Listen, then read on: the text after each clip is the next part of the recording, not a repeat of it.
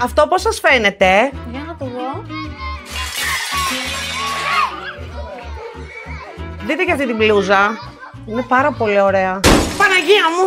Τι πάθατε? Καλέ, το παιδί σας ξελοτογράφει. Καλά τώρα, παιδί είναι. Θέλει να παίξει. Καλέ, να παίξει, δεν λέω. Μην ανοίξει κανένα κεφάλι και τρέχουμε.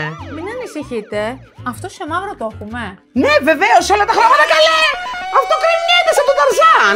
Μάριε, ποιος το παιδί μην πέσει. Πρία με Ιωάννη, σε παρακαλώ σταμάτα. Μην του δίνετε σημασία, θα ηρεμήσει. Με φούστα πάει αυτό. Αυτά εδώ θα πάρω.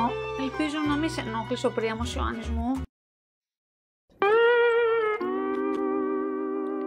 Όχι καλέ, χαρά μας. Τι σας οφείλω? 100 ευρώ είναι. Πώς 100, αφού εγώ 50 υπολόγιζα. Καλέ, μια χαρά το υπολογίζετε, αλλά είναι συν 50 ευρώ το babysitting. Και τη λάμπα τώρα που την κρέμισε. Δεν βαριέσαι. Δώρο από εμάς. Μετρητά ή καρτούλα?